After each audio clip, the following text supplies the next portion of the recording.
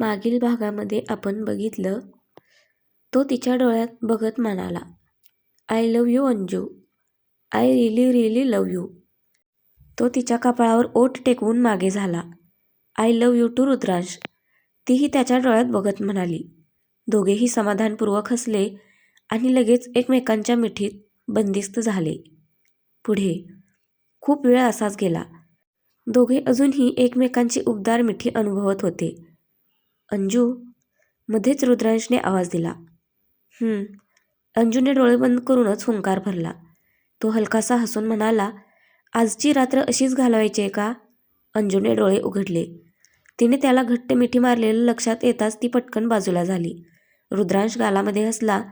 तिने लाजून खाली पाहिलं आणि त्याच्याकडे न बघता तशीच हातांशी खेळत उभी राहिली. बस.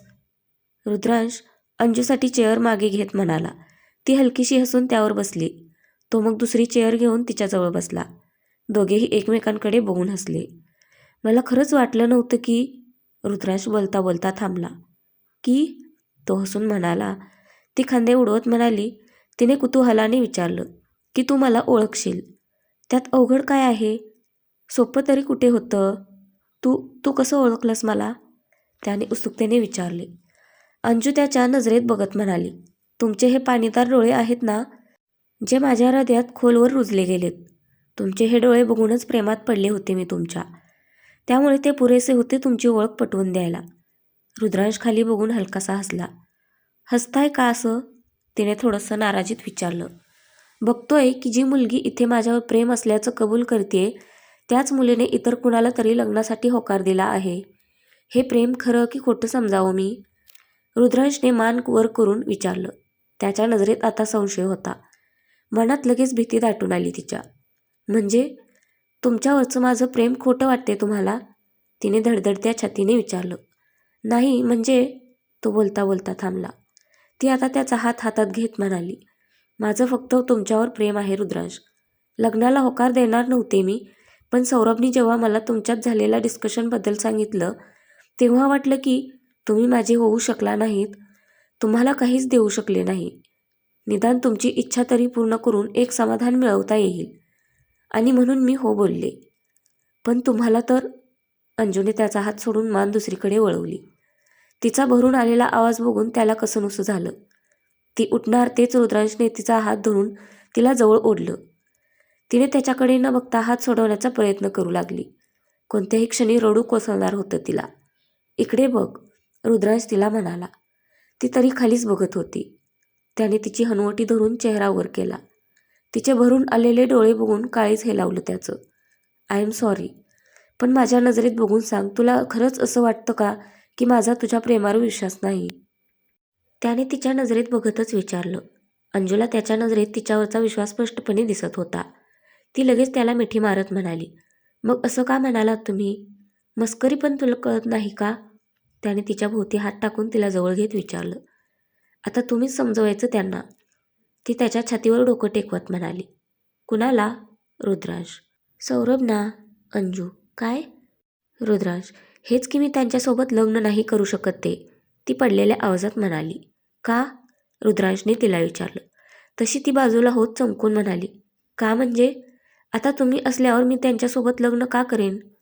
असं कसं? लग्न तर तुला करावंच लागेल. रुद्रांश खांदे उडवत म्हणाला. अंजू आता आश्चर्याने बघत होती त्याच्याकडे. अशी बघतेस का? घरचे इन्व्हॉल्व्ह झालेत आता. त्यांना काय सांगायचं? त्याने खूप मोठा प्रॉब्लेम्स असल्याचा आविर्भावात विचारलं. काय सांगायचं म्हणजे? त्यांना पण कळायला नको का की तुम्ही जिवंत आहात? ते किती खुश होतील माहितीये? आई बाबा, पूर्वीताई, ते तर आनंदाने वेडे होतील. तानी तर किती मिस करते तुम्हाला. उड्याच मारेल तुम्हाला बघून. आणि सौरभ, ते पण खूप मिस करतात तुम्हाला. त्यांच्या नजरेत दिसतं ते. ती भरभर बोलत होती. नजरेत बोलण्यात वेगळाच उत्साह होता. वा, त्याची नजर पण वाचायला शिकलीस तू तर. रुद्रांश हाताची घडी घालून नाराजीत म्हणाला. अंजूला पुढे काय बोलावं ते सुचेना.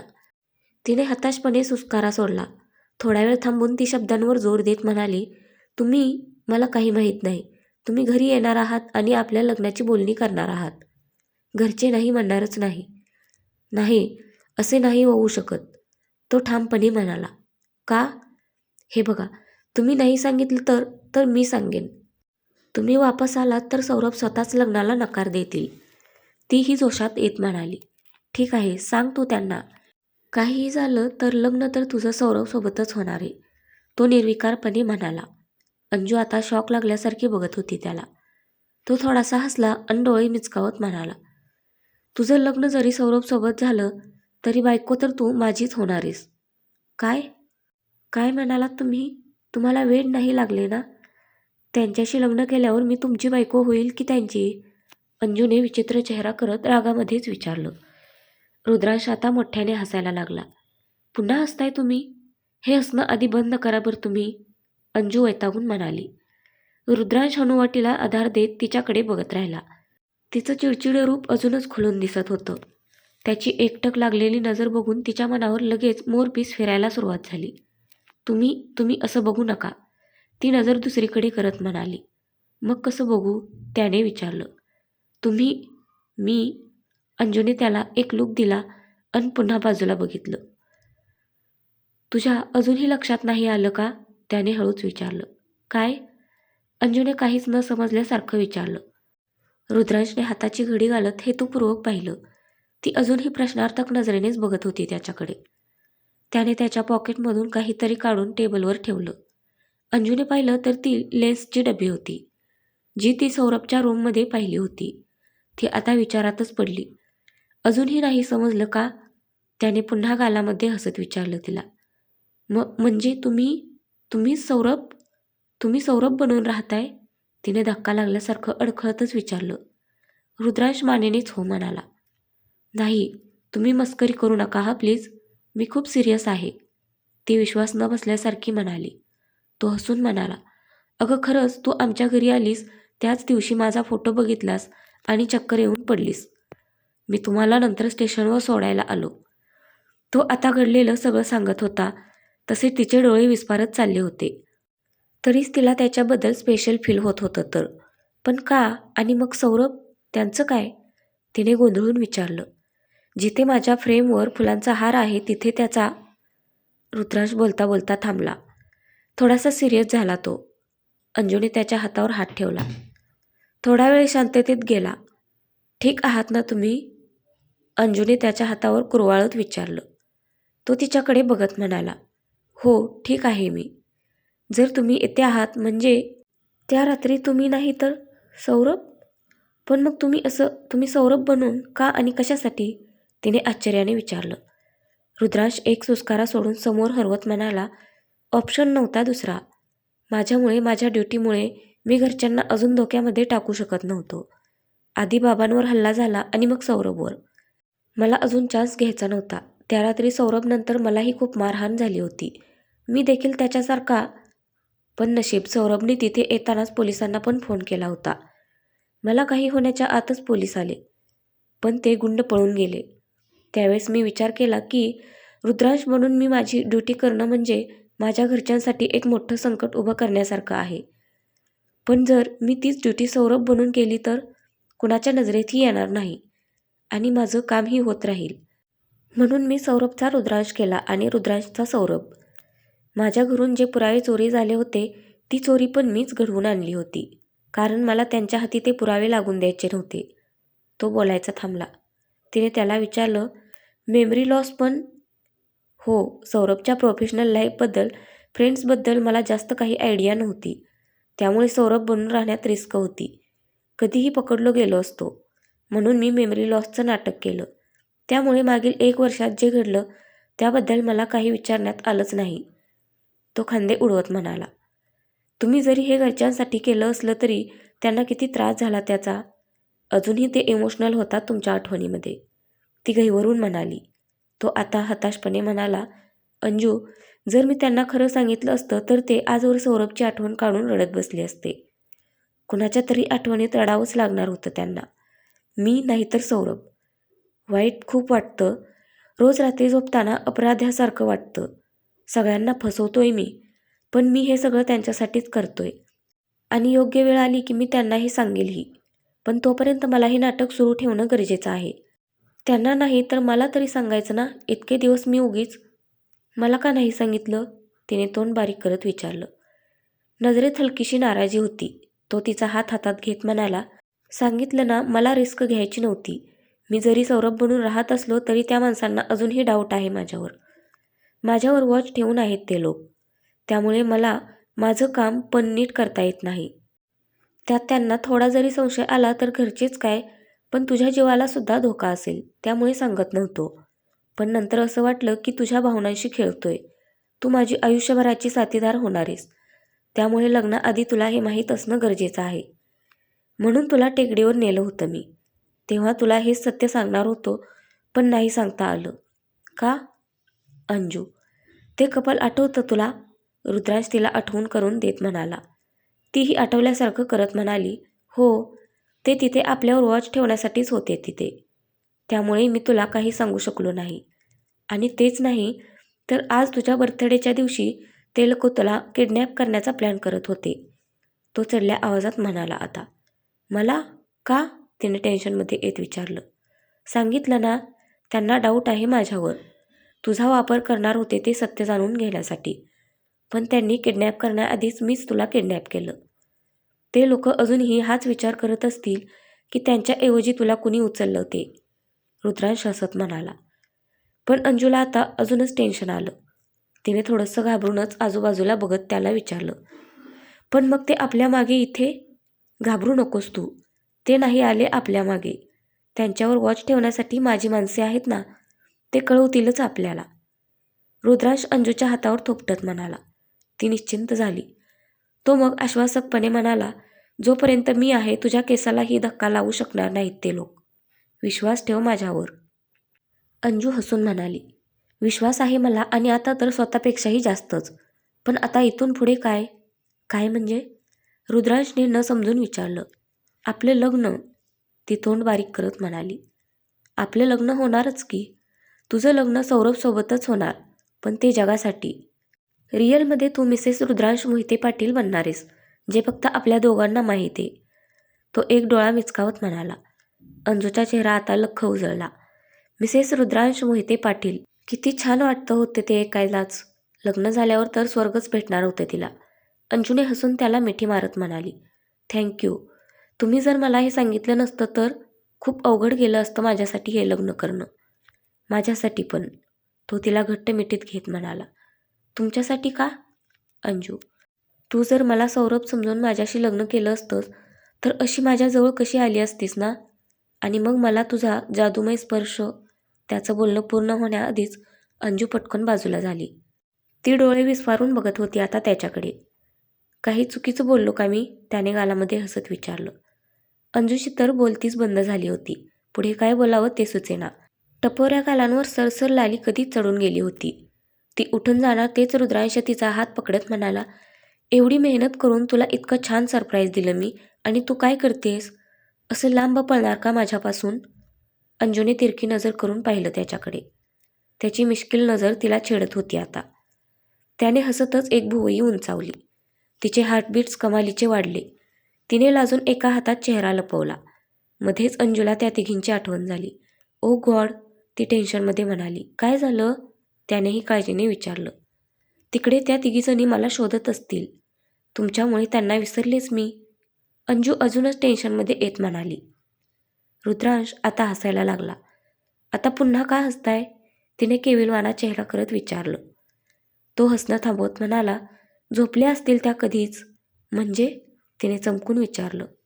रुद्रांश तिला माहिती देत म्हणाला, त्या नसत्या तर मी हे सरप्राईज अरेंज करू शकलो नसतो. शॉपिंगमध्ये खूप हेल्प केली मला त्यांनी. त्यांना माहीत होतं?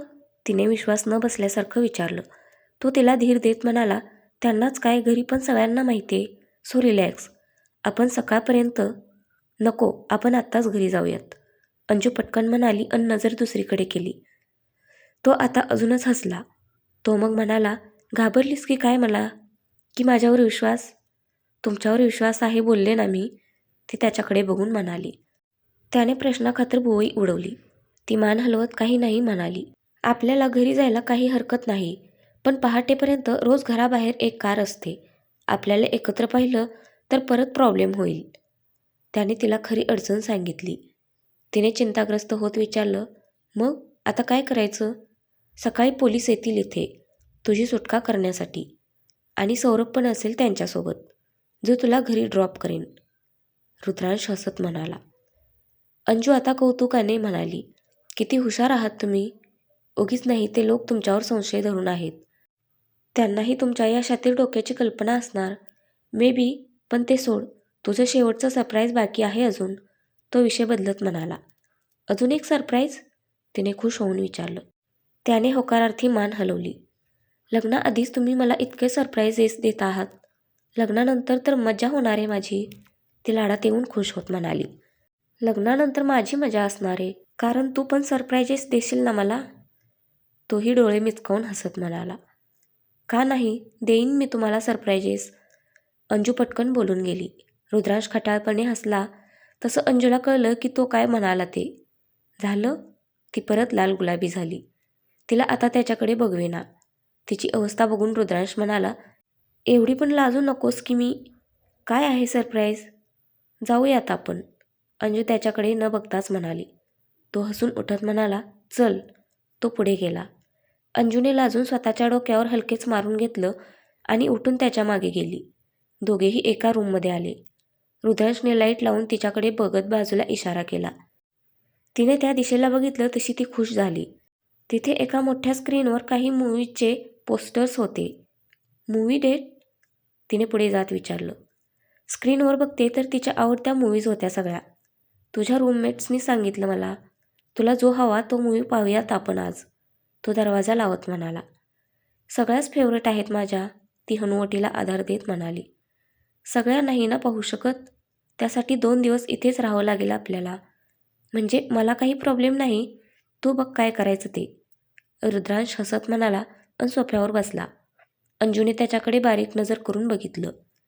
ती मग एक मूवी लावत म्हणाली, मी खूप दिवस झाले प्रिन्स ऑफ पर्शिया नाही पाहिली. बघूयात आपण. मला वाटलं एखादी रोमॅन्टिक मूवी लावशील तू. रुद्रांश तोंड पाडून म्हणाला.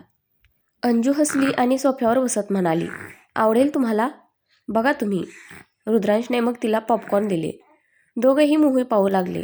रुद्रांशला पण मूवी आवडलेली होती. दोघेही एकमेकांशी बोलत मूवी एन्जॉय करत होते. मध्येच अंजू त्याला म्हणाली, बाथरूम कुठे आहे? तिथे बाजूलाच, तो हात करत म्हणाला. थँक्यू. अंजू पटकन उठत म्हणाली आणि पटपट गेली. 1-2 मिनिट गेले आणि हिरो हिरोईनचा दास्तान तमिनीचा किसिंग सीन आला.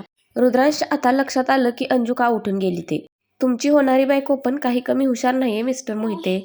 रुद्रांश स्वतःशीच बोलून हसला. इकडे अंजू बाथरूममध्ये आली आणि डोक्यावर मारून घेतलं. ती स्वतःशीच लाजली. ती मग नॉर्मल होत बाहेर येऊन बसली. रुद्रांशने तिच्याकडे बघितलं, पण ती पुढेच बघत होती. रुद्रांशने पुढे पाहिलं तर तिने तिरकी नजर करून पाहिलं त्याच्याकडे. मनात उगीचच मोर नाचत होते आता. आता खूप इमोशनल सीन चाललेला होता. दास्तान तमिनीला वाचवण्याचा प्रयत्न करत होता. पण ती स्वतःच त्याला हात सोडत बोलत होती आणि दास्तान इमोशनल होत नाही बोलत होता. शेवटी तमिनी दास्तानचा हात सोडणार तेच रुद्रांशने मूवी बंद केला. अहो काय, शेवट राहिलाय फक्त. एक्सायटेड होऊन बघत असलेली अंजू म्हणाली. हा असा? तुला हॅप्पी एंडिंग असणारा मूवी नाही लावता का आला का? मला नाही पाहायचा, रुद्रांश उठत म्हणाला. अंजूने पटकन पुढे जाऊन त्याचा हात पकडला आणि ती त्याच्या समोर गेली. रुद्रांश थोडासा भावूक झाला होता. तो तिचा हात हातात घेत म्हणाला, मी नाही पाहू शकत हे. हिरोला जर हिरोईन मिळणारच नसेल तर? अंजू हलकंसं हसून म्हणाली, तुम्हाला शोभत नाही हा हे बिहेवियर. एक IPS ऑफिसर आहात तुम्ही. म्हणून काय झालं? आम्हाला फिलिंग नसतात का? त्याने भुवया उंचावत विचारलं. ती मग सिरियस होत म्हणाली, तसं नाही हो. ही मूवी माझ्याशी रिलेटेड आहे, माहिती आहे? कसं? त्याने उत्सुक होत विचारलं. अंजूने त्याचा हात धरून त्याला सोफ्यावर बसवलं आणि मग त्याला म्हणाली, या मूवीमध्ये राजकुमार दास्तानसोबत जे घडले ना, ते माझ्यासोबत घडले. तुम्हाला गमावलं होतं मी, पण तुम्ही पुन्हा आलात माझ्या आयुष्यात. मी विचार देखील केला नव्हता की असं काही होईल. माझ्यासाठी तर हा एक चमत्कारच आहे. त्याच्यासोबत पण पुढे जाऊन तेच होणार आहे. बघा तुम्हीच. तिने पुन्हा मूवी लावला. तमिना जशी खाली पडली तसा रुद्रांशने अंजूचा हात पकडला. ती आता त्याच्या शेजारी सरकली आणि त्याचा हात पकडून त्याच्या खांद्यावर डोकं टेकवलं. मूवीमध्ये दास्तानला फायनली तमिना मिळाली. रुद्रांश खुश होऊन म्हणाला, किती ताकद असते ना प्रेमामध्ये.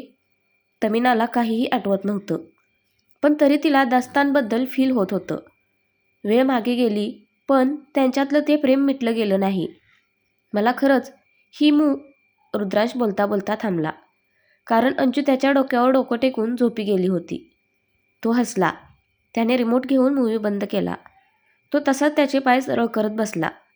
त्याने डोके मागे टेकून अंजूकडे बघितलं. खूप गोड दिसतेस झोपेत. थोडेच दिवस, मग रोज हाच चेहरा बघून झोपेन मी. I am so lucky to have you. I love you. तो तिचा गोरापान चेहरा निरखत म्हणाला.